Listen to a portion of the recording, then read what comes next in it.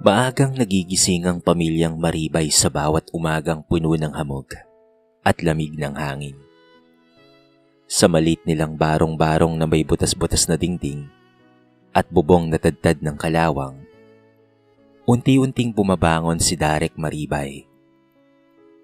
Bago pa sumikat ng husto ang araw, nakaayos na ang kanyang lumang bag na may lamang baon, isang perasong tinapay at tubig na nakalagay sa recycled na bote ng juice. Isa siyang construction helper at araw-araw ay hindi siya sigurado kung may trabaho pa ba siyang daratnan. Pero tuloy pa rin, umaasa sa biyaya. Si Sonia, ang kanyang may bahay, ay naghahanda naman ng mainit na tubig para sa kanilang kape. Kape na halos kalahati tubig dahil sa kanilang pagtitipid. Sa likod ng kanyang pagod na mga mata, naroon ang pilit na sigla ng isang ina na gustong maging matatag para sa kanyang pamilya. Tumatanggap siya ng labada para kahit papaano ay may pandagdag na kita. Minsan, inaabot siya ng hating gabi kakalaba at kikising ng maaga para sa mga bata. Sa gilid ng kanilang maliit na hapag, nakaupo ang kanilang panganay na anak na si Lira. Tahimik lang itong nagmamasid habang nagagawa ng mga manok ng kapitbahay sa butil-butil na kanin na nahulog mula sa pinagkainan nila. Bata man si Lira, pero marunong na itong umunawa. Alam niya kung gaano kahirap ang buhay at alam niya rin kailangang maging maingat sa bawat sentimo. Madalas, kalahati lang ng kanyang baon sa paaralan ang ginagastos niya. Ang natitira ay itinatabi niya sa isang lumang lata ng biskwit na itinatago niya sa ilalim ng lumang aparador. Ang bunso nilang si Junior, kahit napayat at sakitin, ay may ngiting kayang magpagaan ng anumang mabigat na pagod. "Tay, may pasalubong po ba kayo mamaya?" Tanong nito habang kumakain ng lugaw na may isang patak na toyo. Napangiti si Darek, kahit alam niyang minsan ay wala naman talaga siyang maiuwi. "Kapag may trabaho ang tatay, meron. Pero kapag wala, yakap lang ha," sagot niya, sabay tawa. Pilit pero puno ng pagmamahal. "Darek, baka wala na namang trabaho doon ha? Ba't hindi ka na lang maghanap ng iba?" Tanong ni Sonia, puno ng pag-aalala. "May bakante na raw na project, sabi ni Mang Tulio. Susubukan ko ulit mamaya. Malay natin," sagot niya habang sinusuot ang kanyang pudpod na tsinelas. Bago umalis, dumaan si Darek sa maliit na tindahan sa kanto. Nandoon ang tarp na may nakasulat na Grand Raffle Promo. Manalo ng malaking halaga. Napahinto siya sandali. Paminsan-minsan, nagpapalaro ang tindahan ng ganito, pero hindi siya umaasa. "Darek, pili ka ng tiket. Anong malay mo swertihin ka?" Biro ng tindera. Napakamot si Darek. "Isang tiket lang ate ha." Nako, baka maging 2 tiket pa kung tataya ka ulit," sabay ngiti ng tindera. Umuwi siyang hawak ang maliit na papel. Hindi niya inaasahan. Hindi niya pinangarap. Para sa kanya, normal lamang ito. Isang simpleng subok sa kabalaran. Pag-uwi niya, ibinida niya sa pamilya ang raffle. "Wala namang mawawala, diba?" sabi niya kay Sonia. Nagkatinginan lang ang pamilya. Iniisip nila na sana minsan ay manalo siya. At bago sila matulog, sa gitna ng katahimikan ng gabi, sabay-sabay silang nanalangin. Hindi para yumaman, kung hindi para lang magkaroon ng kahit kaunting himala sa buhay na puno ng pagod at pagtitiis. At dumating ang umagang hindi nila inaasahan. Kinabukasan, maagang nagising ang pamilya dahil sa malakas na katok mula sa labas. Akala ni Sonia ay kapitbahay lang na manghihiram ng asin o asukal. Pero nang buksan niya ang pinto, Bumungad ang may-ari ng tindahan, si Aling Mirasol, na may hawak na makapal na papel at parang hindi mapakali sa sobrang saya. Sonya, Derek, hali kayo. Sigaw ni Aling Mirasol. Nagulat si Sonya. Agad na tinawag si Derek na pinapainit pa lang ang kape. Lumabas ang buong pamilya. Pati na rin si Junior na nakadungaw sa likod.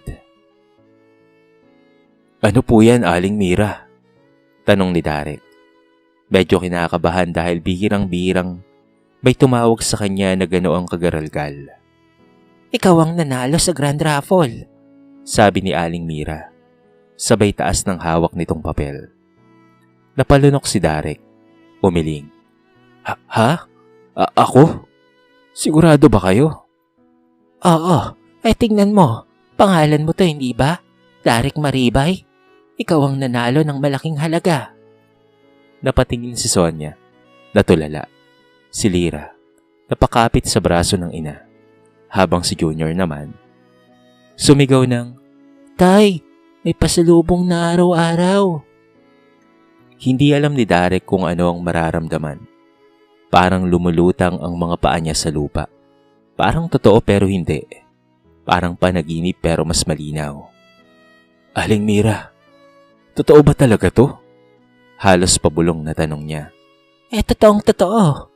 Sabi ko sa iyo, hindi ba? May swerte ka rin. Kunin mo tong kopya at pumunta ka na mamaya sa City Hall para makuha ang premyo mo.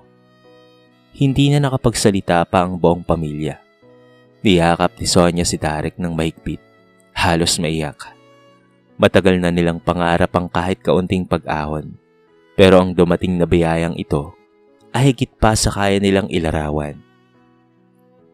Nang matapos ang pag-uusap, nagsiuwi sila sa loob ng bahay. Halos lumulundag sa tuwa ang mga bata. Si Lira, kahit hindi kasing ingay ng lahat, ay ngumiti ng malaki. Ngiting may halo pa rin kaba. Tay, ano pong una nating bibilhin? Tanong ni Junior. Siguro, pagkain muna anak. Saka gamit para sa bahay.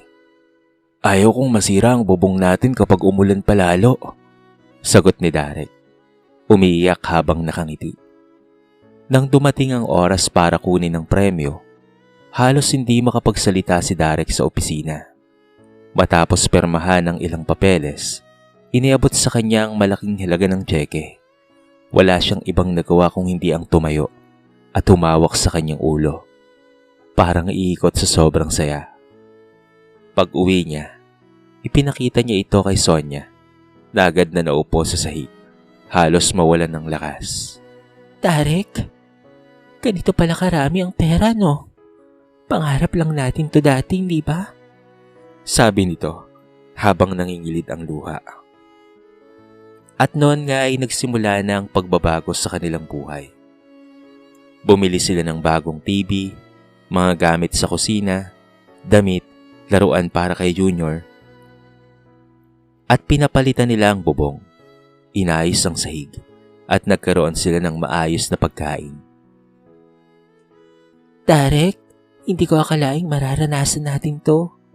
Sabi ni Sonya habang inaayos ang mga bagong bili nilang gamit. At sa gabing iyon, sa unang pagkakataon, kumain sila ng busog na busog. Masaya, maaliwalas, walang takot sa susunod na araw. Hindi nila alam na ang bagong pag-asang ito ay maaaring maging dahilan ng pagbangon o pagkalunod. At doon nagsimula ang pag-usad ng kapalarang hindi nila inaasahan. Mabilis ang naging pag-usad ng pagbabago sa buhay ng pamilyang Maribay. Mula sa dating barong-barong na halos hindi makakita ng maayos na liwanag, ngayon ay maliwanag ang buong bahay dahil sa bagong ilaw, bagong pintura at bagong kagamitan. Para silang nabigyan ng bagong mundo. Isang mundong hindi nila akalaing mapapasa kanila. Ngunit kasabay ng kaginhawaan ay dumating ang pagkalunod. Sa unang linggo pa lang, halos araw-arawin nila ang pagpunta sa mall. Sonya, tignan mo tong bago. Bagay sa ito. sabi ni Derek. Excited habang hawak ang mamahaling branded bag. Ay naku Derek, sobra naman to. Sagot ni Sonia, pero hindi rin nakatanggi. Huwag kang mahiya, mahala. Marami pa tayong pera. Sagot ni Derek sabay kindat. Nasanay silang kumain sa mamahaling restaurant. Wala nang lugaw sa umaga, kung hindi pancake, bacon, at kung ano-anong pagkain na hindi naman nila dating natitikman. Si Junior, araw-araw na may bagong laruan. Si Sonia naman, unti-unting nadala sa mundo ng makeup at mamahaling gamit. Habang si Derek, halos hindi na huminto sa pagbili ng mga gadget na hindi naman niya kailangan. At unti-unting naiba ang ritmo ng kanilang buhay. Tumigil sa trabaho si Derek sa construction. Hindi ko na kailangan yun, no? Sabi niya sa sarili. Hindi ba't para sa ganito nga ang pera? Gastusin ang gastusin. Pumunta pa nga siya sa site at hindi na nagpaalam ng maayos. Parang malaking tao na siya na may kontrol sa oras at kapalaran niya. Habang tumatagal, napansin ni Lyra na kakaiba na ang paligid. Halos mag-uumaga na silang gising kapag may party sa kanilang bahay. Nagpapalitan ng tugtugan, alak, at sobrang saya ng mga bumibisita sa kanila. Ang mga taong dati ay hindi pumapansin sa kanila. Ngayon ay halos mag-unahan na sa pagpunta.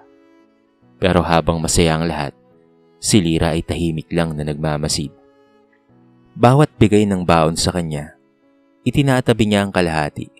Pati ang mga barya na nawawala sa bulsa ni Derek, minsan siyang nakakapulot at iniipon niya ring tahimik.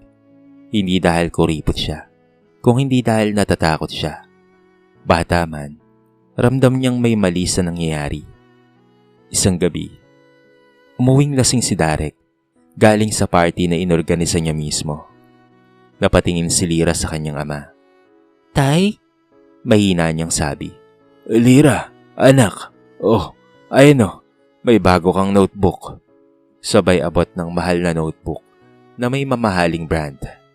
Ngumiti si Lyra, pero hindi yun ngiti ng tuwa. Ito ay ngiti ng pasensya. Salamat po, Tay. Sa bawat araw na lumilipas, mas lumalaki ang gastos.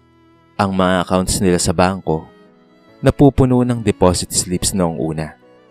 Pero pagkalipas ng 2 buwan, mas marami na ang withdrawal. Derek, baka naman sobra na tayong gumastos ha? Paalala minsan ni Sonia. Ano ka ba? Di naman nauubos to, matagal pa. Sagot ni Derek. Halos hindi sinisipat ang resibo. Ngunit hindi niya napansin na ang dating makapal na envelope ng pera ay unti-unti nang numinipis. At habang mas lumalaki ang ginagastos nila sa labas, mas lumiliit ang pangunawa nila sa tunay na halaga ng ipinagkaloob sa kanila. Sa mata ng iba, masaya ang Maribay family. Pero sa mata ng tahimik na si Lyra, parang papalapit na sila sa bangin na hindi nila nakikita. At hindi na kailangan ng bagyo para wasakin ang kanilang buhay. Minsan, sapat na ang sariling luho para sila ang sumira nito. Lumipas ang ilang buwan na puno ng kasiyahan, gala, at walang patumanggang gastos. Hanggang sa isang umaga, habang nag-aayos si Sonia ng kanilang gamit, napansin niyang kakaunti na lang ang laman ng envelope na dati halos hindi masara sa kapal nito. Napakunot ang noo niya. Akala niya ay may nakaligtaang ilagay lamang si Derek o baka may pera pa sa isang sulok. Binuksan niya ang maliit nilang cabinet pero walang laman. Sinilip niya ang mga drawer, mga resibo at listahan ng biniling gamit ang bumungad. Nilibot niya ang buong bahay. Halos wala ng perang nakatabi kahit saan. Derek? Mahina niyang tawag pero nanginginig ang boses. Lumapit si Derek. Bagong gising, tila hindi pa lubos na aware sa problema. Bakit, Sonia? Inabot ni Sonia ang envelope. Tignan mo.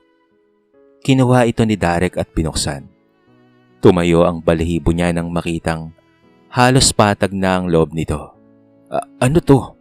Bakit ganito lang? Yun din ang tanong ko eh. Sagot ni Sonia. hindi mapakali.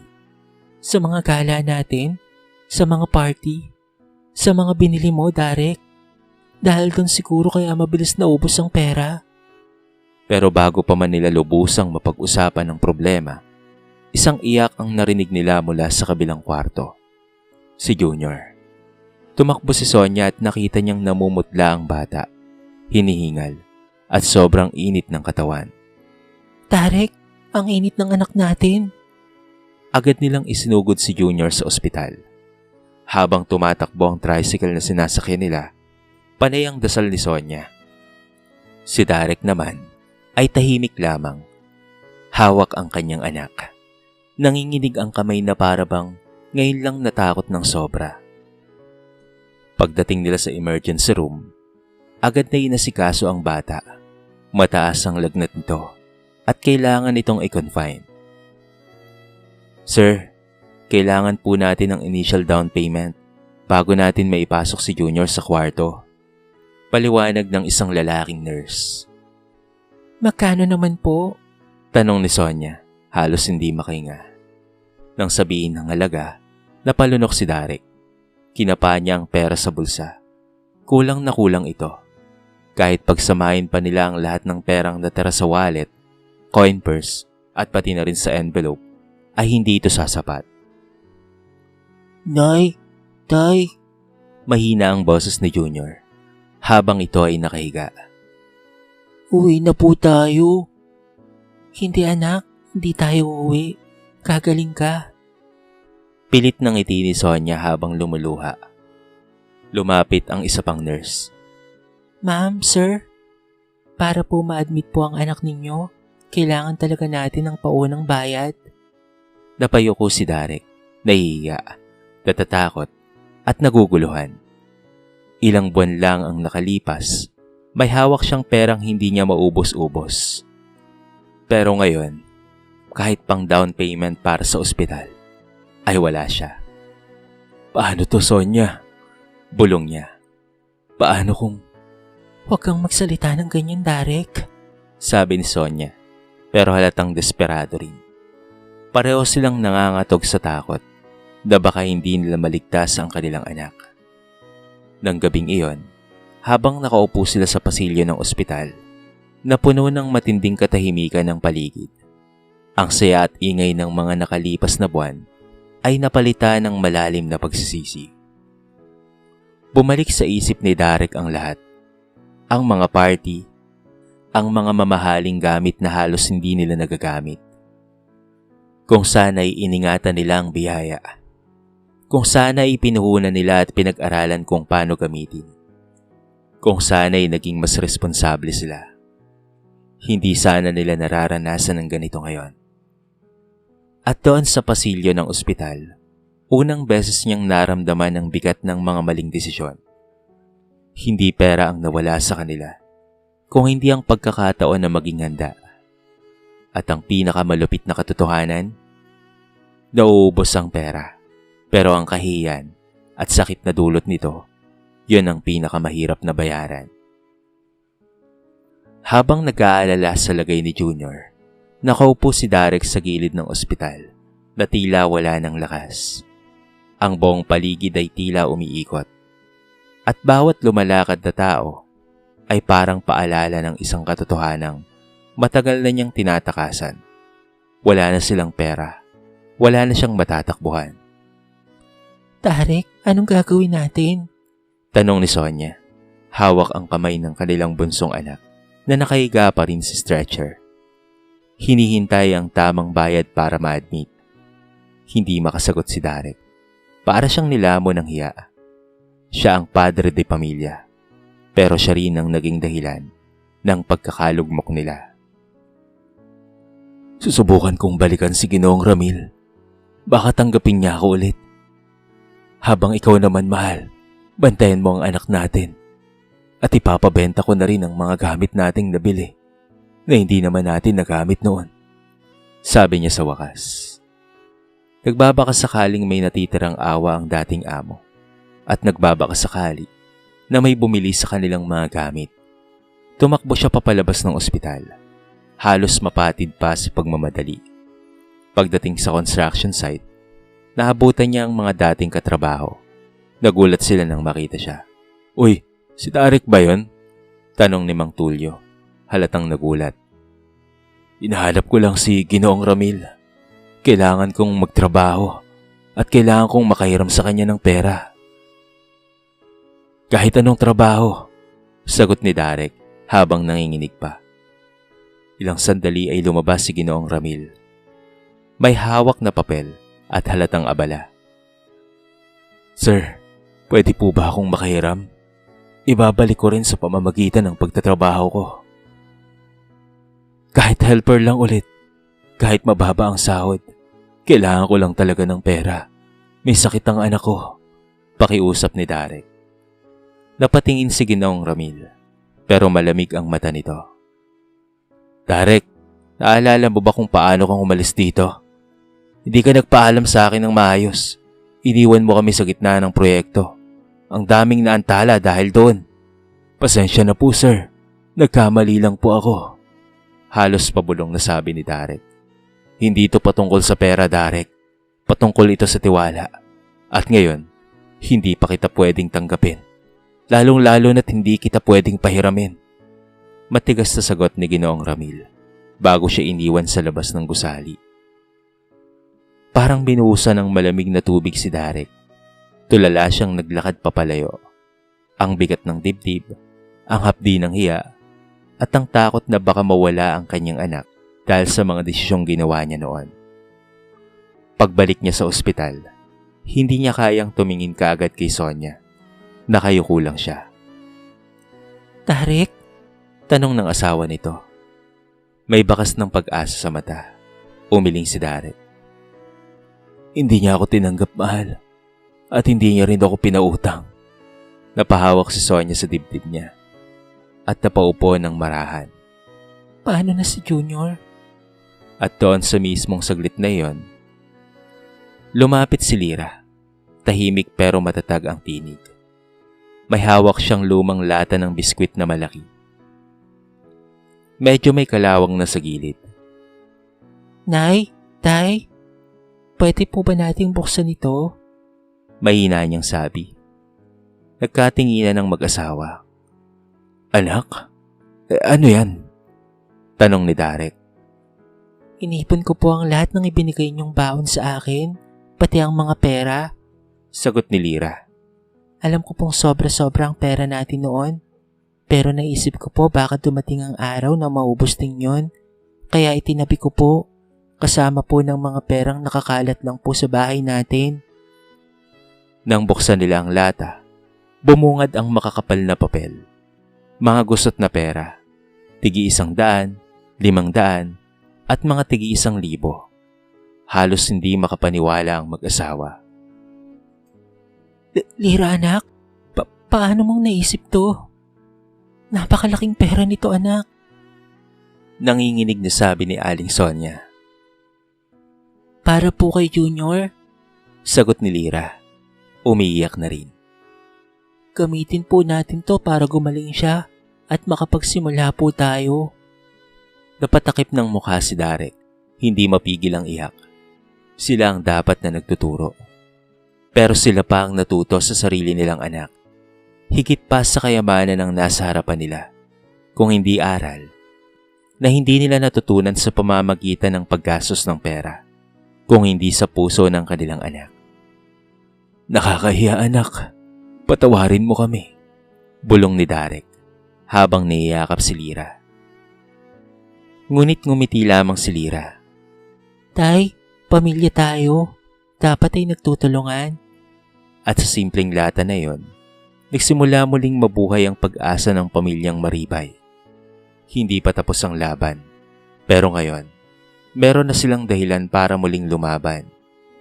Hindi na nag-aksaya pa ng oras ang mag-asawang Maribay. Pagkatapos buksan ang alkansyang lata ni Lira, dali-dali silang tumawag sa nurse upang may proseso na ang admission ni Junior. Inabot nila ang perang naipon ng bata. Mga perang hindi nila napansin na unti-unting naiipon. Pinahalagahan ito ng bata at pinaghandaan ang hinaharap nila. "Sige po, ma'am. I-admit na po natin ang anak niyo. sabi ng nurse habang inaayos ang mga papeles.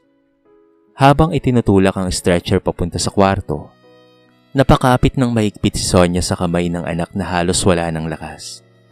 Tahan na anak, gagaling ka na ha? Narito lang kami. Bulong niya, nanginginig pa rin ang boses. Si Derek, tahimik lang na nakasunod, pero bawat hakbang ay may bigat. Hindi dahil sa pagod, kung hindi dahil sa pagkagilt na halos hindi na niya kayang tukuyin kung saan nagmula at saan nagtapos. Nang may pasok na sa kwarto si Junior, nagsimula kaagad ang mga doktor sa pagsusuri. Kailangan ng operasyon ng bata dahil sa komplikasyon dulot ng matagal ng lagnat at matinding impeksyon. Mas lalo silang natakot pero kailangan nilang kumapit. Lumipas ang ilang oras sa labas ng operating room. Ang bawat segundo ay parang oras. Ang bawat minuto ay parang araw. Wala silang naririnig kung hindi ang tunog ng wall clock at ang mahinang hikbi ni Sonia. Huwag po kayong mag-alala.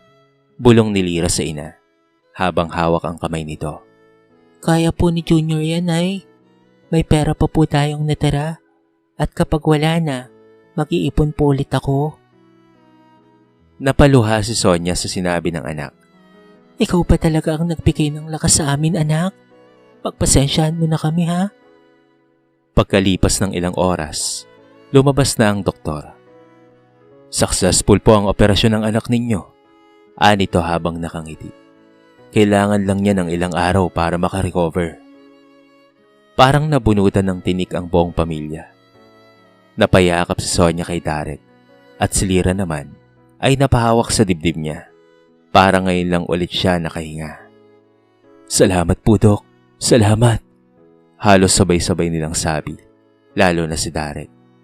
Sa mga sumunod na araw, habang nagpapagaling si Junior, nagkaroon ng tahimik ngunit mahalagang pagbabago sa mag-asawa.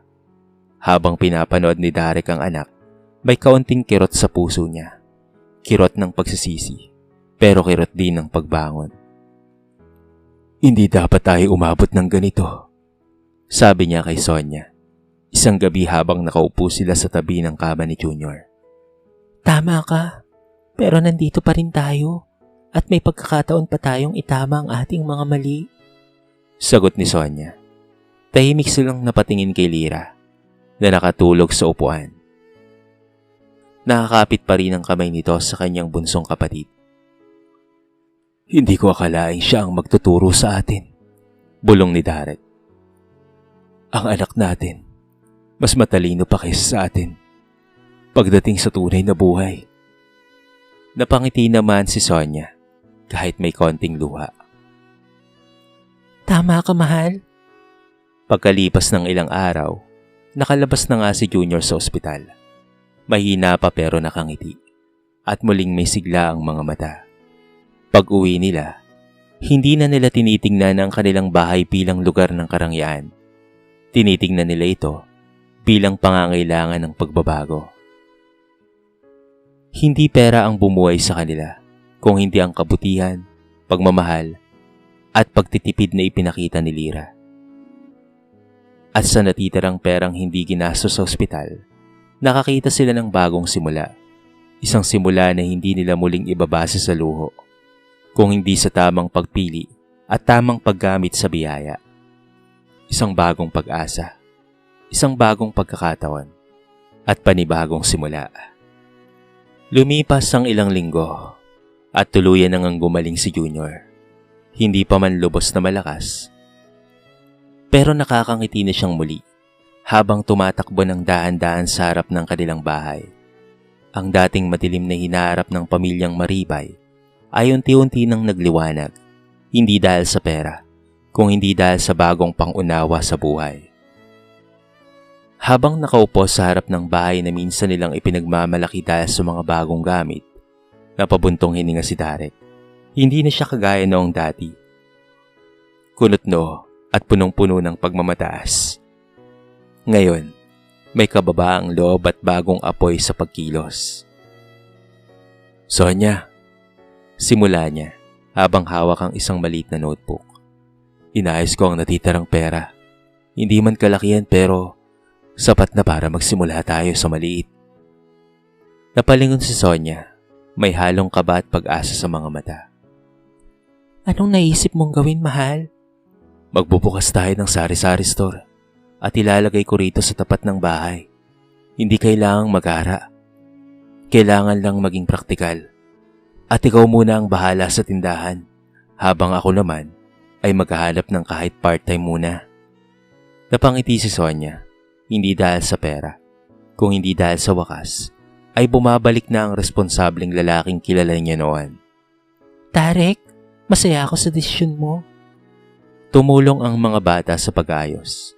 Si Lira ang naglista ng presyo, inayos ang mga paninda, at naglagay ng mga label na para bang eksperto sa budgeting.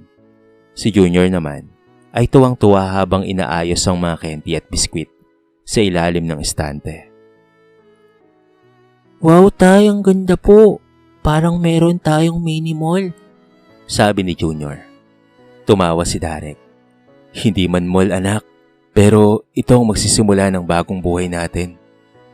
Nagbukas ang tindahan kinabukasan. Hindi man dagsa ang mga tao, pero sapat ang kita para may pambili sila ng pagkain at dagdag na paninda. Unti-unti silang nagkaroon ng regular na suki, mga kapitbahay, bata, at maging mga nagdaraan. Samantala, si Darek ay tumutulong sa kanilang kapitbahay sa mga maliliit na construction projects, pag-aayos ng bubong, paglalatag ng tiles, at iba pang trabaho. Hindi malaki ang kita niya, pero mas mabuti na yun kaysa umasa sa wala. Aba Darek, nagbago ka na talaga, sabi ni Mang Tulio. Isang araw, habang sabay silang nagmerienda. Kailangan saka natuto na ako, sagot ni Darek. Nakangiti ngunit may kirot ng alaala. Sa bawat araw na lumilipas, mas lalo silang lumalakas bilang pamilya. Mas madalas na ang kanilang sabay-sabay na pagkain. Mas tahimik na ang kanilang mga gabi. Mas makabuluhan na ang mga usapan. Wala nang party, wala nang gala. Pero may bumalik na mas mahalaga. Ito ay ang kapayapaan. Isang gabi, nagtipon silang apat sa harap ng kanilang bahay. Pinapanood ang maliliit na bituin. Tahimik pero puno ng damdamin. Nay, tay, sabi ni Lira. O anak, bakit? Sagot ni Sonia. Mas masaya po ako ngayon kesa noong marami po tayong pera. Nagkatinginan ng mag-asawa. Sa simpleng linyang iyon, parang tinataka ng aral ng buong paglalakbay nila. Hinawakan ni Darek ang kamay ni Lira. Anak, kung hindi dahil sa iyo, hindi siguro natin alam ang tamang landas sa ngayon. Maraming salamat anak ha. At sa gabing iyon, sabay-sabay silang ngumiti. Sabay-sabay na nagpasalamat. Sapagkat minsan, kailangan munang mawalan para muling mahanap ang tunay na kahulugan ng pagkakaroon. Sa kwentong ito ay marami tayong mapupulot na aral. Ang pera ay maaaring mawala sa isang iglap.